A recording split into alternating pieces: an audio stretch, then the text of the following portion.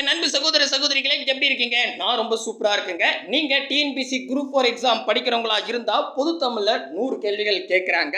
தமிழ்நாட்டிலே வந்து பார்த்தீங்கன்னா ப்ளூ பிரிண்ட் அப்படின்னு பார்த்தா நம்ம எக்ஸாம் கிட்ட தான் கொடுப்பாங்க நிறைய சென்டரில். ஆனால் நம்ம என்ன பண்ணியிருக்கோம், இப்பயே கொடுக்குறோங்க. ஜஸ்ட்டு 5 தலைப்பு, ரொம்ப எளிமையான தலைப்பு, குழந்தைங்க கூட ஈஸியாக படிக்க மாதிரி ஒரு 5 தலைப்பு செலக்ட் பண்ணி எடுத்தேன். இந்த 5 தலைப்பில் மினிமம் 25 கேள்வியில் இருந்து 35 கேள்விகள் வரைக்கும் கேட்கறதுக்கு வாய்ப்பு இருக்குதுங்க. அது எப்படி சார் அவ்வளோ கான்ஃபிடென்ட்டாக சொல்கிறீங்க அப்படின்னு கேட்டால், இந்த 5 தலைப்பில் 2014 குரூப் 4ல் 35 கேள்வி கேட்டிருக்காங்க. அடேங்கப்பா! 16 குரூப் 4ல் 35 கேள்வி, 18 குரூப் 4ல் வெறும் 18 கேள்வி தான் இருக்கிறதுல. இந்த எக்ஸாமில் மட்டும் தான் கம்மியாக கேட்டிருக்காங்க. 19 குரூப் 4ல் 25 கேள்வி, 22 குரூப் 4 இப்போ நடந்த எக்ஸாம் அதில் 27 கேள்விகள் கேட்டிருக்காங்க. இப்போ நான் சொல்கிறேன் இல்லையா கொஷின்ஸு, அந்த 5 தலைப்புக்கு ப்ரூஃபே கொடுத்துட்டே நீங்கள் செக் பண்ணி பார்த்துக்கலாம். நீங்கள் அந்த ஒரிஜினல் கொஷின் கூட போய் தேடி பாருங்கள். நம்ம சொல்கிற டாபிக் எல்லாமே பர்ஃபெக்டாக கவராக இருக்கும். ஸோ இவ்வளோ இம்பார்ட்டண்ட்டாக நான் என்ன பண்ணியிருக்கேன்னா, ஜஸ்ட்டு ஒரே மாதத்தில் படித்து முடிக்கிற மாதிரி ஒரு ஸ்டடி பிளானும் ரெடி பண்ணியிருக்கேங்க. 6th-லேருந்து 10th வரைக்கும் இந்த 5 தலைப்பில் இருந்து நான் என்ன பண்ணிட்டேன், டெஸ்ட்டே ரெடி பண்ணிட்டேன். காலையில் என்ன டாபிக், மாலையில் என்ன டாபிக்ன்றத அழகாக டேட் வைஸாக பிரித்து கொடுத்துட்டேன். அதுக்கு கீழே வந்தீங்கன்னா, இப்போ நான் அந்த 5 தலைப்பு சொன்னேன் இல்லையா, அந்த 5 தலைப்பில் ஒவ்வொரு எக்ஸாம்லேயும் எவ்வளோ கேள்விகள் கேட்டிருக்காங்கன்றத டீட்டெயிலாக அனலைஸ் பண்ணியே கொடுத்துருக்கேன். சூப்பரான ஒரு பிளானு. அழகாக ஒரே மாதத்தில் 25லேருந்து 35 கேள்வி கன்ஃபார்ம் பண்ணிக்கலாம். ஸோ இந்த டெஸ்டெல்லாம் எப்படி அட்டன் பண்ணணும், ஆமாம் அந்த 5 தலைப்பு என்ன அப்படின்னு தெரிஞ்சுக்கணுன்னா இந்த வீடியோவை கொஞ்சோண்டு கூட ஸ்கிப் பண்ணாமல் ஃபுல் வீடியோ பாருங்கள். முக்கியமாக நம்ம சேனலுக்கு நீங்கள் புதுசாக இருந்தால் சப்ஸ்கிரைபிள் பண்ணி வச்சுங்க. கூடவே பக்கத்தில் இருக்கிற பெல் ஐக்கானை ப்ரெஸ் பண்ணி ஆல் இருக்கும், அதை செலக்ட் பண்ணிட்டீங்கன்னா நம்ம போடுற வீடியோ உடனுக்குடன் நோட்டிஃபிகேஷனாக வரும். இந்த வீடியோ பிடிச்சிருந்தா லைக் பண்ணுங்கள், உங்கள் ஃப்ரெண்ட்ஸுக்கு ஷேர் பண்ணுங்கள். பிடிக்கலன்னா ஒன்றும் பிரச்சனை இல்லை சாமி, டிஸ்லைக் பண்ணிடலாம். கீழே டிஸ்கிரிப்ஷன் வாங்க. கீழே டிஸ்கிரிப்ஷன் வந்தனா 2024 குரூப் 4 தமிழ் ப்ளூ பிரிண்ட் 1, என்னது 2024 குரூப் 4 தமிழ் ப்ளூ பிரிண்ட் 1ன்னு இருக்கும். அதை கிளிக் பண்ணால் இப்போ டிஸ்பிளே எடுத்து பாருங்கள், இந்த பேஜுக்கு வந்துடலாம். ஒரு மாதத்துக்கு இந்த பேஜ் வந்து ரொம்ப ரொம்ப இம்பார்ட்டன்ட். சரிப்பா, அந்த 5 தலைப்பு என்னன்னு கேட்டிங்கன்னா, நம்ம சிலபஸ் எடுத்துக்கிட்டா 3 பகுதியாக பிரித்து 52 தலைப்புகள் கொடுத்துருப்பாங்க. கரெக்டாக இந்த 52 தலைப்பில் ஃபஸ்ட்டாக இருக்கிறது இலக்கணம், அதை நான் எடுத்துக்கிட்டேங்க. அதில் ஃபஸ்ட்டு வந்து பார்த்தீங்கன்னா சொல் பொருள் ஃபஸ்ட்டு டாபிக், 2வது நூலும் நூல் ஆசிரியரும், 3வது இயற்பெயர் சிறப்பு பெயர், 4வது வேர் சொல், 5வது தன்வினை பிறவினை செய்வினை செயற்பாட்டு வினை. அவ்வளோதான்பா இந்த 5 தலைப்பு. சொல்லும் போதே ஈஸியாக இருக்குல்ல, இதெல்லாம் ஏன்னா ரொம்ப எளிமையான தலைப்பு. இதில் தான் மினிமம் 25லேருந்து 35 கேள்விகள் கேட்குறாங்க. நம்புற மாதிரியே இல்லை அப்படின்னு தான் தோணும். எங்களுக்கு அப்படி தான் இருந்துச்சு. ஒவ்வொரு கொஸ்டினாக 2013லேருந்தே பார்த்தோம். எல்லா எக்ஸாம்லேயும் இந்த எண்ணிக்கை தொடர்ந்துக்கிட்டே இருக்குங்க. இப்போ ஃபஸ்ட்டு சொல் பொருள் எடுத்துக்கலாம். ஆச்சரியமாக இருக்கும் சொல் பொருள் எடுத்துக்கிட்டா. 14 குரூப் 4ல் 11 கேள்வி, 16 குரூப் 4ல் 12 கேள்வி, 18 குரூப் 4ல் வெறும் 5 கேள்வி, 19 குரூப் 4ல் 4 கேள்வி, 22 குரூப் 4 இப்போ நடந்த எக்ஸாமில் 8 கேள்விகள் கேட்டிருக்காங்க. 6th-லேருந்து 12th வரைக்குமே நீங்கள் சொல் பொருள் பார்க்கணும். நம்ம பிளானில் வந்து பார்த்தீங்கன்னா 6th-லேருந்து 10th வரைக்கும் சொல் பொருள் வந்து தனி டெஸ்ட் பேட்சாகவே போட்டாச்சு. சரிங்களா, அதை பற்றி டீட்டெயில் சொல்கிறேன். அப்போ இதுலேருந்து நமக்கு தெரியுது மினிமம் 5 இருக்குதுங்க சொல் பொருள்னா. கரெக்டாக, ஏன்னா 4ன்றது 2019 தான். மீதி எல்லா எக்ஸாம்லையுமே 5க்கு மேலே தான் கேட்டிருக்காங்க. சொல் பொருள் ரொம்ப இம்பார்ட்டன்ட். கரெக்டாக, ரைட். அதுக்கடுத்தது நூலும் நூல் ஆசிரியருங்க.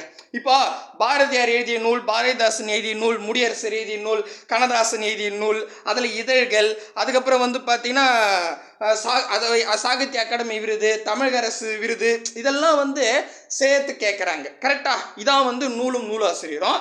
இதை பொறுத்த வரைக்கும் பார்த்தீங்கன்னா 14 குரூப் 4ல் 7, 16 குரூப் 4ல் 6, 18 குரூப் 4ல் 8, 19 குரூப் 4ல் 3, 22 குரூப் 4ல் வெறும் 3 கொஷின்ஸ் தான் கேட்டிருக்காங்க. ஆக மொத்தம் நமக்கு வந்து என்ன சொல்லிடலாம், இந்த நூலும் நூல் ஆசிரியம் படித்தா மினிமம் 3லேருந்து 5 கேள்வி வரைக்கும் கேட்கறதுக்கு வாய்ப்பு இருக்குது சராசரியாக. கரெக்டாக, புரியுதா? ரைட். இதே நம்ம 6th-லேருந்து 12th வரைக்கும் படிக்கணும். நம்ம பிளானில் வந்து 6th-லேருந்து 10th வரைக்கும் உங்களுக்கு டெஸ்ட் கொடுத்துருக்கேன். சரியா, நெக்ஸ்ட்டு வந்து பார்த்தீங்கன்னா இதாங்க ரொம்ப இம்பார்ட்டன்ட். பாருங்கள், அப்படியே சொலையாக கேட்குறாங்க கொஸ்டினை. இயற்பெயர் சிறப்பு பெயர், இயற்பெயர் சிறப்பு பெயர்னா இப்போ உதாரணத்துக்கு வரதன் யாருடைய இயற்பெயர் அப்படின்னு கேட்குறாங்க, காலமேக புலவர். துரைமாணிக்கம் வந்து யாருடைய இயற்பெயர்னு கேட்பாங்க, பாவலர் பெருஞ்சித்திரனார். இதெல்லாம் இயற்பெயரை ஒரு உதாரணம். இதே வந்து பார்த்தீங்கன்னா சிறப்பு பெயர்னு வச்சிங்களேன், இப்போ காமராசரை கல்வி கண் திறந்தவர் என்று மனதார பாராட்டியவர் யாரு அப்படின்னு கேட்டிருப்பாங்க. இதெல்லாம் 2022 குரூப் 4 கொஸ்டின். இது வந்து பார்த்தீங்கன்னா யார் பாராட்டியிருப்பாங்கன்னா பெரியார். அப்போ கல்வி கண் திறந்தவர்ன்றது சிறப்பு பெயர். கரெக்டா, புரியுதா? அதுக்கடுத்தது திராவிட நாட்டின் வானம்பாடி யாருப்பா அப்படின்னு கேட்பாங்க, அது முடியரசர். அப்போ முடியரசரோட இது சிறப்பு பெயர். புரியுதா? அதே மாதிரி வந்து பார்த்தீங்கன்னா காவடி சிந்தின் தந்தை என்று போற்றப்படுவர் யாரு அப்படின்னு கேட்டிருப்பாங்க. இது வந்து பார்த்தீங்கன்னா அண்ணாமலையார். இந்த கொஸ்டின் வந்து 2019 கேட்டிருந்தா 2022 குரூப் 4 கேட்டு வச்சிருந்தாங்க. சில நூல்களுக்கு கூட சிறப்பு பெயர் கொடுத்துருப்பாங்க. இப்போ முதுமொழி காஞ்சியோட வேறு பெயர் என்ன அப்படின்னு கேட்டிருப்பாங்க, அறவுரை கோவை. கரெக்டா, புரியுதா? ரைட். இதுல சிறப்பு பெயர் வருது, அடைமொழி வருது. இந்த மாதிரி உதாரணத்துக்கு தான் சொல்றேன், இந்த மாதிரி கேள்விகள் தான் வந்து பார்த்தீங்கன்னா ரெகுலரா கேட்குறாங்க. நான் ப்ரூஃப் கொடுத்துருக்கேன், நீங்க செக் பண்ணி பார்த்துங்க. ஒவ்வொரு எக்ஸாம்பிளும் கொடுத்துருக்கேன். இதுல 14 குரூப் 4 14 கேள்வி. அப்பா, மாரடைப்பு வந்துடும் பொழுது அவ்வளோ கேள்வி கேட்குறாங்க. 16 குரூப் 4 13 கேள்வி, 18 குரூப் 4 7 கேள்வி, 19 குரூப் 4 9 கேள்வி, 22 குரூப் 4 9 கேள்வி. இதுலயே 18 குரூப் 4 மட்டும் தான் கம்மியாக கேட்டிருக்காங்க. மீதி எல்லாமே 9க்கு மேலே தாங்க. சரிங்களா? அப்போ நம்ம ஒரு கான்ஃபிடென்ட்டாக சொல்லலாம், இந்த இயற்பெயர் சிறப்பு பெயர் நீங்க படிச்சிட்டிங்கன்னா கண்டிப்பா 9க்கு மேல இருக்குதுங்க அப்படின்னே சொல்லிடலாம். செமையான டாபிக் இதுவும். அதே மாதிரி இந்த சொல் பொருள் கூட பார்த்தா ரொம்ப இம்பார்ட்டன் தான், 5க்கு மேல கேட்குறாங்க நூலாசிரியர்கள். ஸோ இதெல்லாமே இந்த 3 தலைப்புகள் படிச்சாவே கிட்டத்தட்ட 15க்கு மேல வருதுன்னே சொல்லிடலாம். கரெக்டா, சராசரியே நான் சொல்றேன், மினிமம் 15 உறுதி அப்படின்னு சொல்லிடலாம். சரிங்களா? ஸோ இதெல்லாம் வந்து இந்த 3 டாபிக்குமே நீங்க 6th-லேருந்து 12th வரைக்கும் புத்தகத்திலே படித்தா போதுங்க. அதை தான் பிரித்து கொடுக்க போகிறோம். அதுக்கு தான் முதலே சொன்ன, தமிழ்நாட்டில் யாரும் இந்த மாதிரி டெஸ்ட்டு கொடுத்துருக்க மாட்டாங்க இப்படி பிரித்து. சரியா? கூடவே நான் என்ன பண்ணிட்டேன், இப்போ வேர் சொல் டாபிக் இருக்குது இல்லையா, அப்போ வேர் சொல்லை கொடுத்து வினைமுற்று, வினையச்சம், வினையாளனின் பெயர், தொழில் பெயரை உருவாக்குதல். இது வந்து பார்த்தோம்னா புத்தகத்தில் அவ்வளோ இருக்காது, ஆனால் இது ரெகுலராக கேட்குறாங்க. இதுக்கு நாங்கள் என்ன பண்ணியிருக்கோம்னா 2011 டிஎன்பிசி எக்ஸாமில் இருந்து 2023 டிஎன்பிசி எக்ஸாம் இருக்குது. ஏன்னா இப்போ எலிஜிபிள் டெஸ்ட்டுன்னு வைக்கிறாங்க இல்லையா, அதுலேயும் இலக்கணம் தான் கேட்குறாங்க. இதில் ப்ராக்டிக்ஸுக்காக ஒவ்வொரு நாளும் 20 கேள்விகள் கொடுக்க போகிறாங்க. சரியா? ஸோ அதில் வந்து பார்த்தீங்கன்னா இப்போ பாருங்கள், 14 குரூப் 4 2 கேள்வி, 16 குரூப் 4 2 கேள்வி, 18 குரூப் 4 கேட்கவே இல்லை, 19 குரூப் 4 4, 22 குரூப் 4 4. ஆக மொத்தம் மினிமம் 2லேருந்து 4 கேள்வி வரைக்கும் வேர் சொல் டாபிக்லேருந்து கேட்குறாங்க. இதுக்கு முழுக்க நீங்கள் ப்ராக்டிக்ஸ் மட்டும்தான். எப்படி நம்ம தனி வெட்டின்னு ஒரு டாபிக் கணக்கில் எடுத்துக்கிட்டா புத்தகத்தில் வந்து ஒரு 10 கொஸ்டின் இருக்குதுன்னு வச்சுங்க, அந்த 10 கொஸ்டினே கேட்க மாட்டான், அதில் வேல்யூ மட்டும் மாற்றி கேட்பான். கரெக்டாக? அப்போ நம்ம தனி வெட்டிக்கு ரூல் தெரிஞ்சிருந்தா அந்த கணக்கு போட்டுடலாம். அதே மாதிரி தான் இந்த வேர் சொல்லுக்கும் கான்செப்ட் தெரிஞ்சு போனால் போதும், ஆன்சர் போட்டுடலாம். அப்போ உங்களுக்கு தேவை ப்ராக்டிக்ஸ் தான். கரெக்டாக? ஓகே, அதை நம்ம டெய்லியுமே பார்ப்போம், அதை பற்றி சொல்கிறேன். அடுத்தது தன் வினை, பிறவினை, செய்வினை, செயற்பாட்டு வினை வாக்கியங்கள் எழுதல். இது 9th புக்கில் கம்மியாக தாங்க இருக்கும். ஆனால் இதுவும் பாருங்களேன் எப்படி கேட்குறாங்கன்னு. 14 குரூப் 4 1, 16 குரூப் 4 2, 18 குரூப் 4 2, 19 குரூப் 4 5, அடேங்கப்பா, 22 குரூப் 4 3. நீங்கள் நல்லா பாருங்கள், 14 குரூப் 4 மட்டும் தான் ஒரு கேள்வி, மீது எல்லாமே 2க்கு மேலே. ஸோ அப்போ இந்த தன்வினை, பிறவினை, செய்வினை, செயற்பாட்டு வினையில் இருந்து மினிமம் 2 கேள்வி இருக்குதுங்க. அப்போ இதுவும் என்ன பண்ணோம், 11 டிஎன்பிசி எக்ஸாம்லேருந்து 23 டிஎன்பிசி எக்ஸாம் வரைக்கும் எங்கெங்கெல்லாம் கேட்டிருக்காங்களோ அதெல்லாம் உங்களுக்கு ப்ராக்டிக்ஸுக்கு கொடுக்க போகிறோம். சரியா? புரியுதா? இவ்வளோ தாங்க 5 டாபிக். ஸோ தெளிவாக உங்களுக்கு புரிஞ்சிட்ருக்குன்னு நினைக்கிறேன். இதுக்கு நாங்கள் என்ன பண்ணியிருக்கோன்னா ஒரு சூப்பரான டெஸ்ட் பிளானை வந்து கொண்டு வந்திருக்கோம். சரிங்களா? கீழே டிஸ்கிரிப்ஷனில் டெலகிராம் குரூப்புக்கான லிங்க் கொடுத்து வச்சுருக்கேன், அதில் ஜாயின் பண்ணிங்க. என்கிட்ட டெலகிராம் குரூப் இல்லை சார் அப்படின்றவங்க 9424230457 இந்த நம்பருக்கு நாங்கள் என்ன பண்ணியிருக்கோம், வாட்ஸ்அப் வந்து பிரதருக்கு தனியாக, சிஸ்டருக்கு தனியாக வச்சுருக்கோம். ஏன்னா பிரச்சனையே இல்லாமல் இருக்கிறதுக்காக. சரியா? நான் கீழே டிஸ்கிரிப்ஷன்லேயே பார்த்தீங்கன்னா மொபைல் நம்பர், வாட்ஸ்அப் நம்பர் கொடுத்துருக்கேன். அது வந்து நம்மளுடைய அஃபிஷியல் நம்பர் தான். சரிங்களா? அதில் நீங்கள் சிஸ்டராக இருந்தால் சிஸ்டர்னு டைப் பண்ணி அமுச்சு விடுங்க. பிரதராக இருந்தால் பிரதர்னு டெஸ்ட்டு அனுப்பிச்சுடுங்க.